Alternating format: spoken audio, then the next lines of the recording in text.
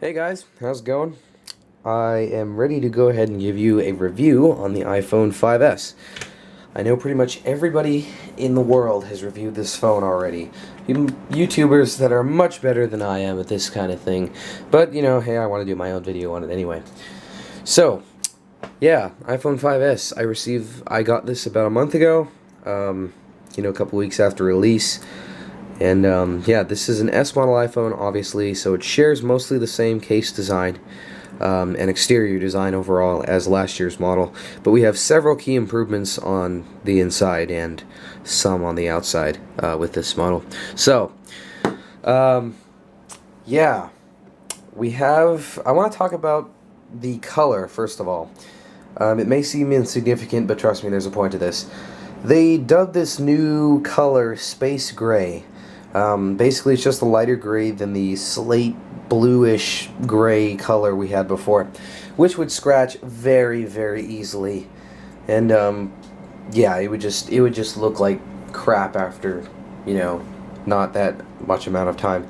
I had an iPhone 5 before this. It did indeed start to do that. What would happen is that the color around the chamfered edge would start to wear off, and it would show the bare aluminum underneath. It looked pretty terrible. The iPhone 5 definitely did not wear very easily, or very, well. So, this new space gray color is created to mitigate that, and I have indeed tested it unwillingly. I have already dropped this phone. As you can see right there, I have a ding, that tiny little ding right there, and I also have a scratch, yeah, right there. You can kind of see it, yeah, right there. There it is. But it's not noticeable otherwise if you're looking at it from a distance. So the space gray definitely did make a difference. Obviously I use a case now. After I did that I was like, nope, not going to ruin another iPhone, so put it in a case. But anyway, that's beside the point. So yeah, definitely a good thing they changed the color on that. So let's go ahead and take a tour around the phone. So obviously, just like last year's model, we have our FaceTime camera up here. Along with the earpiece and the proximity and ambient light sensors. So there's that. We have our 4-inch Retina display with a resolution of 1136 by 640. So same as before, but yes, it is a very nice display. And one of the things I really like about it is very bright. Much brighter than those AMOLED displays on other Android phones. I definitely value that because I use this phone outside a lot. So yeah, very, very bright screen. Down here we have our Touch ID fingerprint sensor, and I excuse for not cleaning the phone completely before I'm doing this, but there it is. There is the Touch ID. It's not wanting to focus. That's cool. But yes, there it is. There's the Touch ID fingerprint sensor. This is the first S model iPhone to have a new hardware feature on the outside. Basically, obviously, there is a CMOS sensor, a CMOS fingerprint sensor there, with a capacitive ring around it, as you can see there. Basically, you just put your thumb on there, and bam, it unlocks. We will talk about that later, more in depth. Going along the bottom, we have our, from right to left, we have our speaker, our lightning connector, which I know this is an old feature. This was introduced on the 5, but I do want to talk about it a little bit. Definitely improvement over the 30 pin in terms of durability. It's a single piece of metal with 2 contacts on each side. It can go in either way, and it doesn't fall apart like the old 30 pin, which, trust me, I have had tons of 30 pin cables fall apart on me. So really like the lightning connector. Going along there again, obviously we have our microphone and our 3.5mm headphone jack. Going over here on the left side, we have our volume controls here. Not wanting to focus. Volume controls there. Mute switch, which is a little more elongated than the iPhone 4 and 4S, and moved down a little bit. Anyway, yeah, that's pretty insignificant, but there it is. Getting gunk on the phone. Anyway, going on top, all we have is our lock button, as you can see. Going along the back, we have that same two-tone design that was introduced on the iPhone 5, but we have a 8-megapixel iSight camera with a larger f2.2 aperture. With larger pixels, so the pic lets in more light, better low light sensitivity, which I have tested, and damn, it does look nice. a microphone, and then our True Tone flash. So basically what it is there is a white and an amber LED light there, and it will, if you have the flash on, it will fire those two in up to 1,000 different combinations to get the most accurate color temperature and rendition of skin tones and such. So I have tested that. The flash is definitely a lot better. But then again, I don't really use smartphone flash at all. Going down here, we have our iPhone branding, which is in a slightly thinner font, which I think does look nice. It's meant to match the iOS 7 aesthetic, obviously, but it does look quite nice. And yeah, that is the complete, whatchamacallit, the outside exterior tour of the phone. Very lightweight, weighs the same as the iPhone 5, and just a very stylish, well-built, thin phone there. So, let's talk about the specs. What do we got under the hood? Well, obviously we have our Apple A7 system on chip that runs at about 1.3 gigahertz. It's got a gigabyte of RAM, and it has a new M7 coprocessor, which takes the load of the motion data off of the A7. So it does definitely help with standby time. I have noticed that. I get excellent standby time with this phone. I can leave it on at 100% at the night, wake up, and it's at 96, 97%. So that's pretty good for sitting there all day. And I've also noticed that if we, whoops, that's the wrong folder. If we go in here, you use an app like Pedometer, you open it, bam, there it is. It tracks your steps per day, which is cool, and it stores all of that motion data, so I can go back quite a bit and view all of my steps. Now, it is kind of inaccurate because obviously if you do this, you're cheating, and the number will change eventually. Yeah, see, there it goes. So yeah, it's not really accurate, I don't think, because, you know, I don't just have my phone in my pocket all day. I mean, I'm doing this every now and then. So anyway, yeah, that's the M7. Excellent standby times, like I said, and it is a very nice system. Now, the A7 is 64-bit, the first 64-bit smartphone available on the market, and it does make quite a difference, but it's not that noticeable. In other words, in terms of benchmarks, this phone kicks ass. It kicks every other phone's ass that's out right now. It just does. It screams in the benchmarks because of that 64-bit. And I find it funny that all of those people are like, oh, 64-bit's just a gimmick. It doesn't add anything to the performance. Well, yeah, you're sadly mistaken because the benchmarks show it. But anyway, in terms of real-world performance, at least right now, there's not that much of a difference between the 5S and the 5.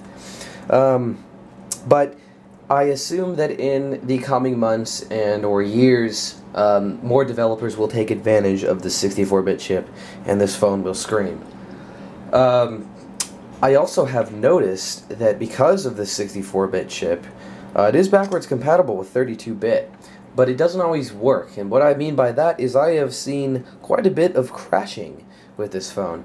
Like today, I opened the Photos app, and it just completely crashed on during open. The Facebook app likes to do that a lot too, but the Facebook app is a piece of shit. But anyway, yeah, the Photos app crashing, there is definitely still a few bugs to be worked out with this phone. It does crash. I wouldn't say often, but, you know, every now and then it does. Overall performance is quite snappy. I mean, there are no slowdowns on this phone that I can see. This phone just runs absolutely fine. I mean, I can open apps and, you know, they're open within a matter of seconds. So, I mean, it's just a very, very fast system. So, yeah, you're not going to have any any issues with speed on this thing. Graphics is completely amazing. Let me open a game with impressive graphics here. I think this thing has quad-core graphics now. So, graphics on the phone look absolutely amazing. I know getting it through the camera isn't going to be a super accurate representation, but I remember when my PS... This is basically... I mean, this is better than a PSP in terms of, you know, gameplay. I mean, just that... Those graphics are really, really nice. So let's just go ahead and open erase real quick here. Just do one I've already done. So let's do it.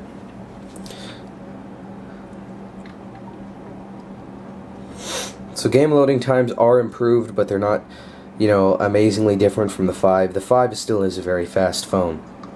And we'll be getting into should you buy this later at the end of the video. So you can see those graphics are really, really nice. So I'm not going to do that because I've already done that. But yeah, anyway, that's gameplay on the phone, which is definitely a very satisfactory experience. The performance of this phone is outstanding. The camera, well, the only thing really new here, besides that new aperture and the improved low light sensitivity and the dual flash and all of that, we now have slow motion video, which records video at 120 frames per second, and it's very, very smooth. And you can slow it down, and you know it'll make everything funnier. I'm not going to demonstrate that just because I don't really have anything to record right now. Well, actually, I think I have some videos. Hold on. Let me see if I can find one. Find a good one. Okay, let's do this one. This is my dog. So here it is. So that's pretty cool. You can slow down video like that. I think it looks nice. It is a fun feature, definitely, to play around with. Sadly, I don't think you can export these to your computer and they'll still be in slow motion. I think they're strictly restricted to iMessage now. Don't ask me how people have gotten those slow motion videos in their YouTube videos. I don't know. But anyway, that's that. The camera experience is definitely very nice. It is improved over the 5. And yeah, that's that. So let's talk about Touch ID now. This is one of the most important features, I think, because, you know, it's one of those things where you think, oh, well, that doesn't make a difference. You don't need that. That's not a necessity. No way. No, it's like, why would they put that there? Well, it's because it's significantly faster than unlocking the phone via a passcode. So let me compare that. So I'm going to go ahead and go from lock screen to home button with my passcode. So let's see. There's that. Or would you rather just do this? Bam. See how quick that was? I mean, it's very, very handy. Unlocking your phone just becomes so much faster, and I found out the best way to do it, if you just press the lock button, wait for it to wake up, and then do it, it takes a little more time. But I found out that if you just put your finger on the home button, push it down once, push it back up, and bam, there it is. It's much faster if you do it that way. So that's for all those 5S owners out there. But anyway, you can also purchase apps in the iTunes store with Touch ID. But the one major downfall of that is that it deactivates itself after about 48 hours. And since I don't download an app every 48 hours, I mean, I'm not one that downloads apps very often, I hardly ever see that Touch ID screen. So that is one thing where it's like, well, okay, that's kind of pointless. So yeah, but that's that. Touch ID definitely makes unlocking the phone much quicker. It's one of those things that I really, really like over the 5. Battery life. Well, as I mentioned, with the M7, standby time is excellent. In terms of actual usage, though, I can get through about a day, meaning 12 to 16 hours, roughly using my phone pretty moderately. So it does have a decent battery life for what it is. I mean, all smartphones kind of suck in terms of the battery these days, and that's something I really miss from flip phones of yesteryear. But anyway, yeah, battery life is pretty decent. It's not amazing. It never has been on iPhones or any other phone, really, except maybe the Droid Razr Max or something. But yeah, anyway, I think I've covered pretty much everything that needs to be known. You know, the camera's an improvement. Touch ID is an improvement. iOS 7 runs definitely a lot smoother. Well, it runs very smooth on the 5S. It's just, this is a very fast, nice performing phone, and yeah, it's very, very nice. Now, should you buy this over the iPhone 5? Well, should you buy this if you have an iPhone 5? Well, it really, most people would just say, no, it's not worth it. Don't waste your money. It's not worth it. And I say, if you care about the improved camera and or the Touch ID, because really those are the two things that matter the most in terms of, you know, actual differences. At least right now, the 64-bit chip would be one other thing.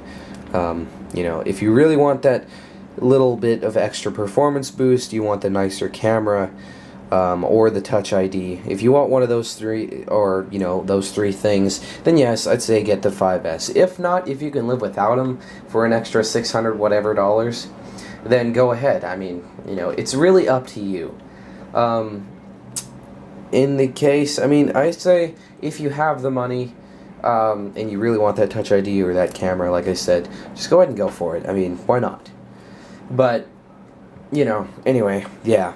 And then this versus the 5C, get this. It's if you're buying a new phone, it's $100 more to get this guy, and it's a ton better. So, yeah, you're going to want to definitely go ahead and go with this over the 5C.